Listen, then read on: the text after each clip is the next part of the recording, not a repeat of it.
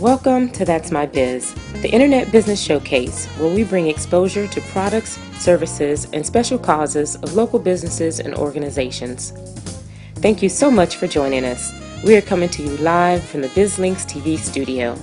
Brought to you by Visual Marketing Mentors, LLC.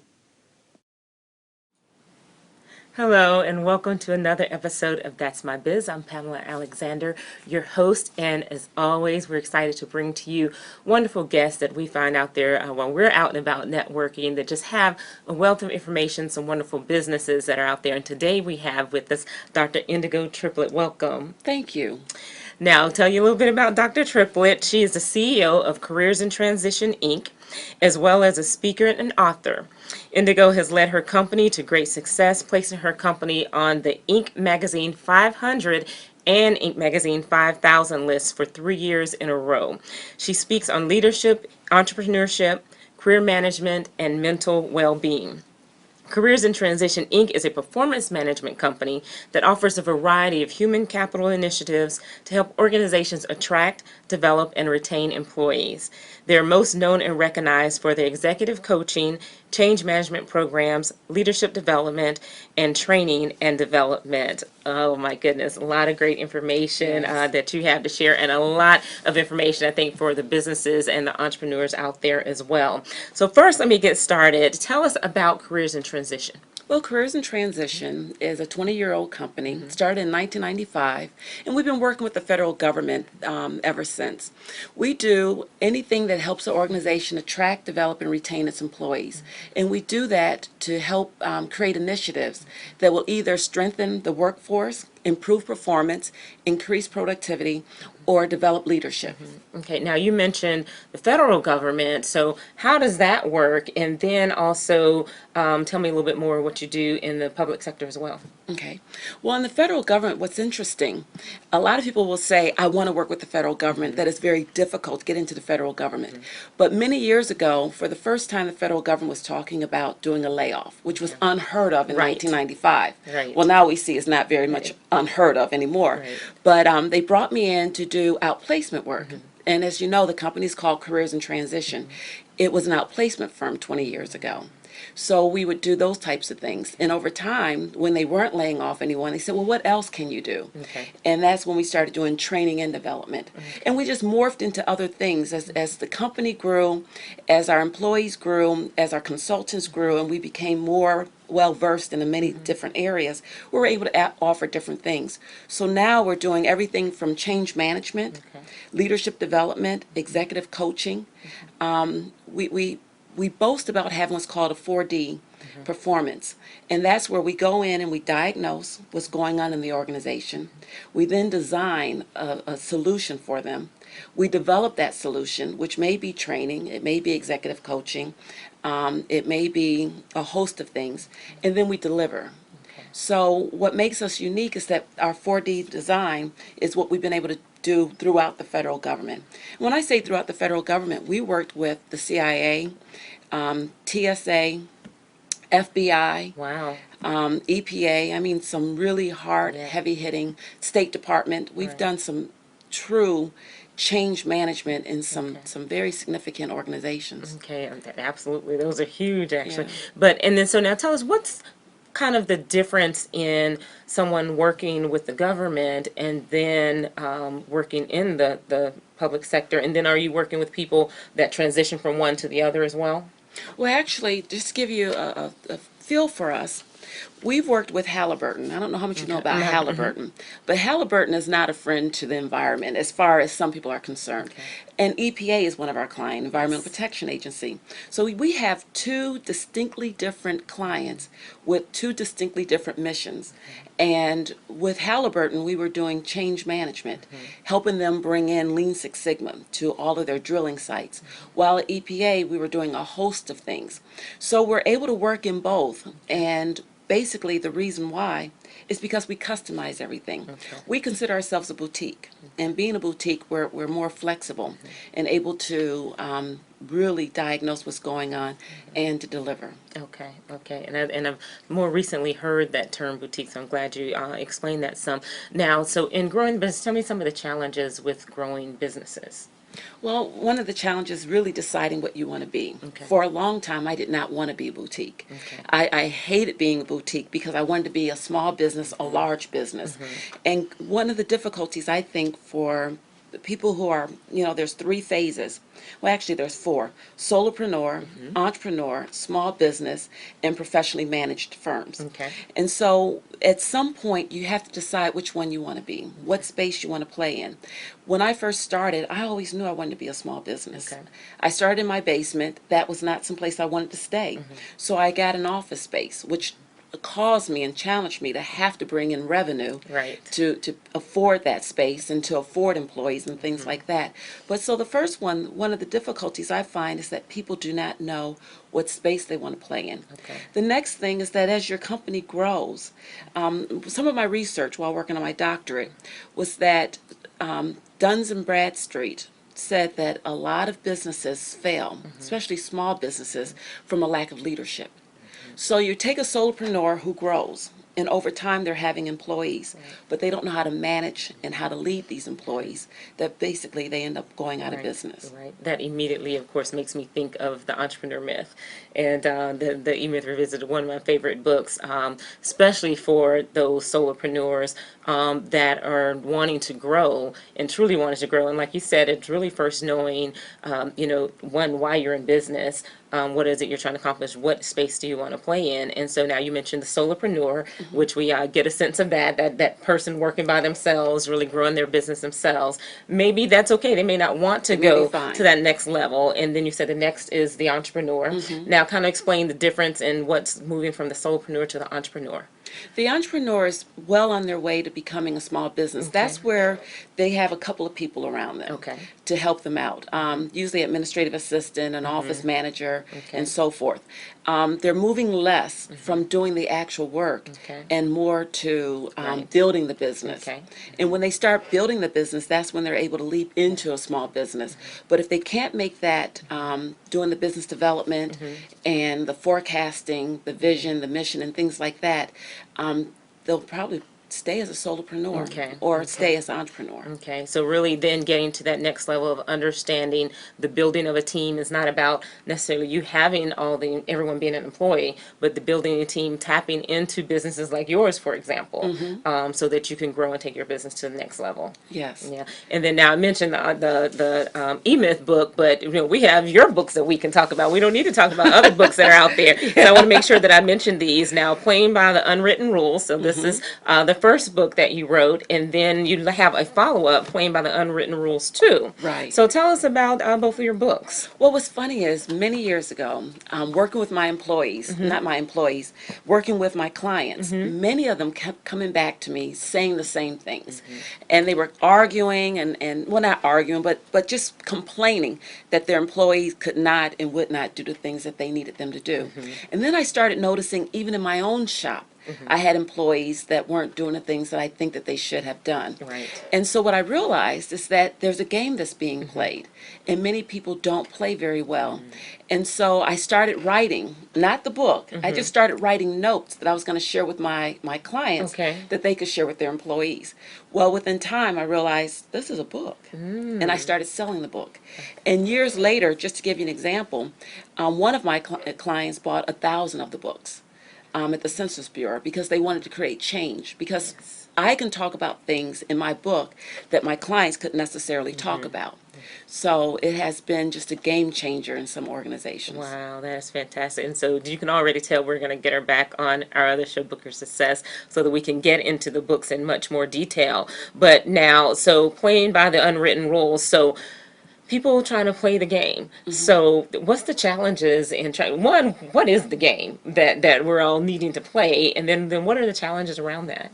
Well, the game is a set of circumstances that occurs in an organization, and every organization has its different game.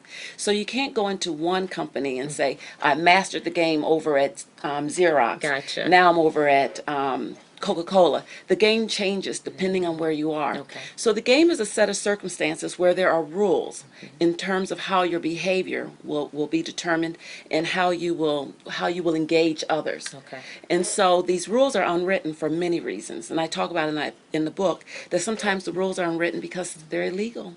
Sometimes the rules are unwritten because they're unethical. Sometimes they're biased. There's a lot of reasons why the rules are unwritten, but yet they still exist. And whether you decide to accept them, embrace them or not, you're still held to that level of playing the game. Wow, and so I can imagine that that poses a huge challenge for people who are, have a certain level of integrity, and we still have to function in this world. We still have to function and function in the game to some degree, Right. But still maintaining our integrity. And do you work with employees to be able to do that, to really work through those challenges? Well, what's interesting, the Federal Highway Administration actually has a course, a year and a half course on the books. That people is a webinar that people come every month, and there's a different chapter that they cover.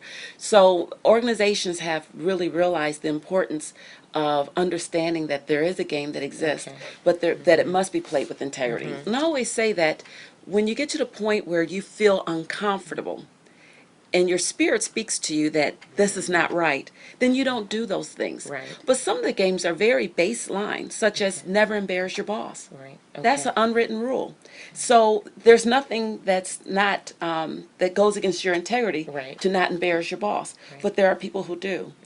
And when we talk about why some people don't play the game very well, it's because many of us are first generational successes. Many of us come from parents who never played the game at the level that we played. Right. And so I don't know about your parents, but I venture to say your parents didn't have a studio.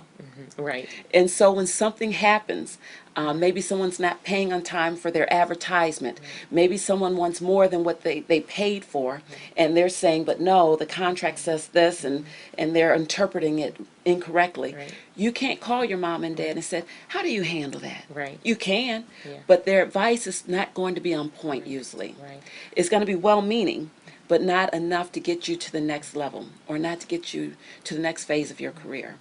And I can imagine as well that, of course, within this whole game, depending on where you are in a company, and because I can imagine the game is much different when you're an employee at a company, but then compared to when you're that entrepreneur, that small business, it's basically the same game, but like you said, it changes from position to position as well. So really understanding what the stakes are there too, whether you're that boss or that leader versus whether you are the employee.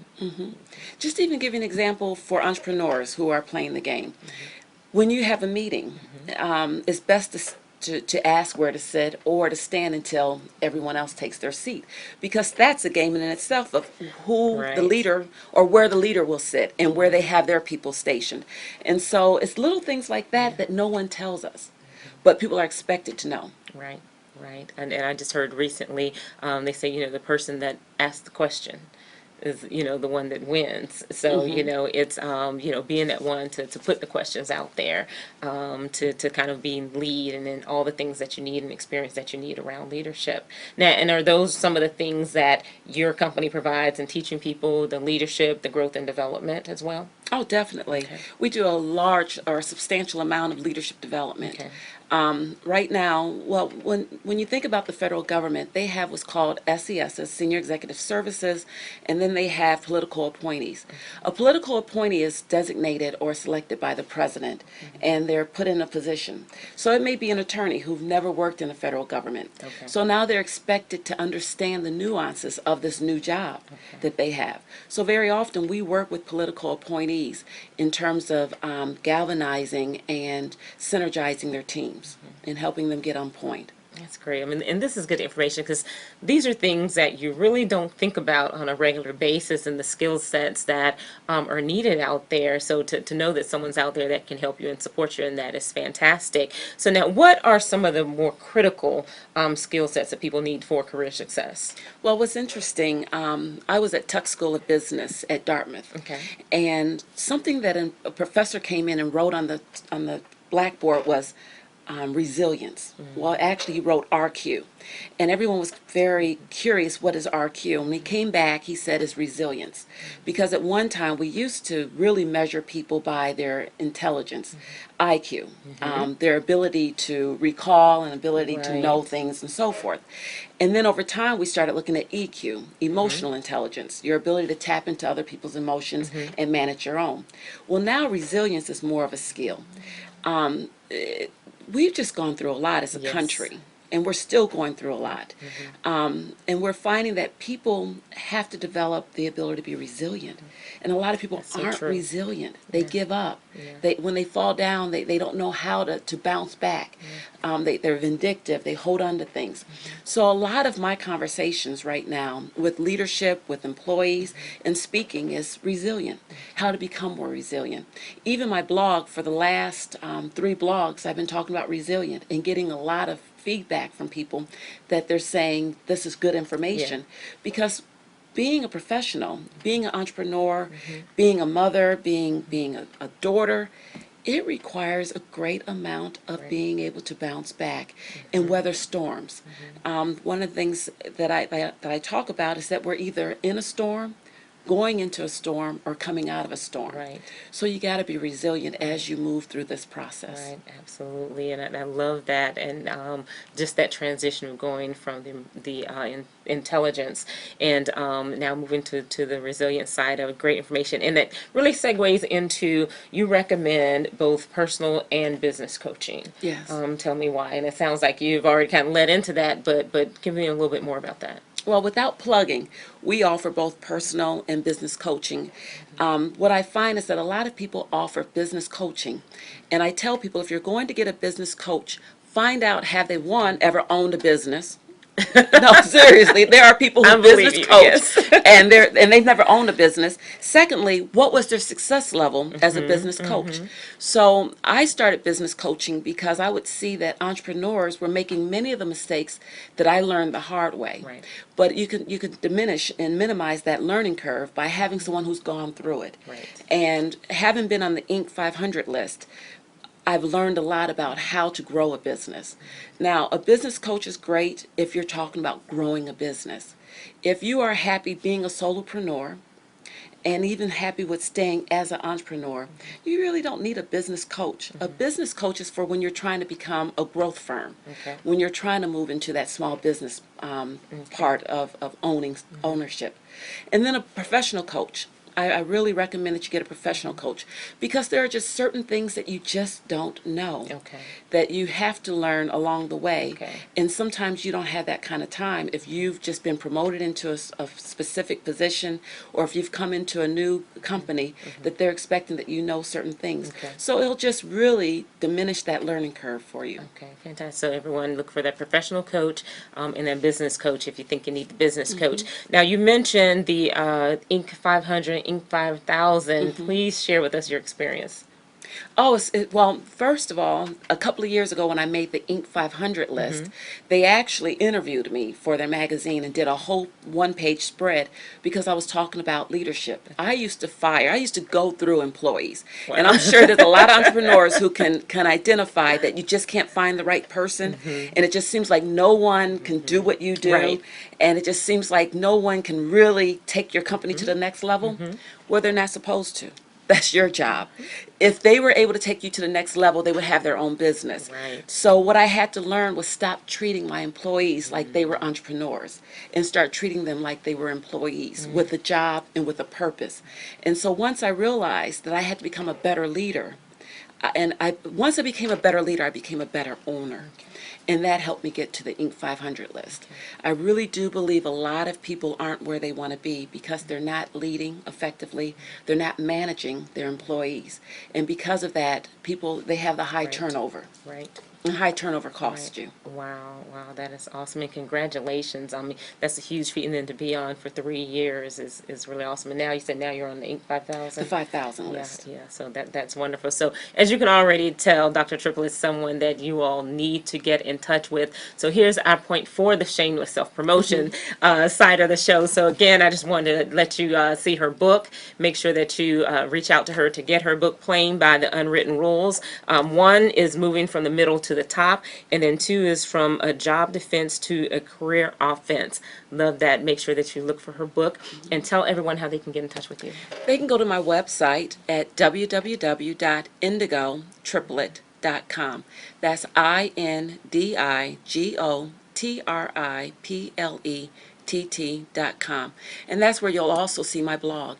Fantastic. Thank you so much for You're joining us, so all the welcome. wealth of information that you provide. I wish we had more time. There's so many more questions that I have. So we know that we'll be tapping into you in many other ways. Make sure that you all reach out to Dr. Triplett, get more information, grab her book, and check out her blog. Some wonderful posts that are out there for you to take advantage of. I am Pamela Alexander here with BizLinks TV Network. Remember, you can watch our shows on demand at www.bizlinks.tv. Also, you can go over to YouTube. Please subscribe to our channel. That's also BizLinks TV. And then for those of you that have the Roku box, look for us on HerTube network for our shows. That's My Biz. Until next time, everyone, remember, we want to expose your business to the world.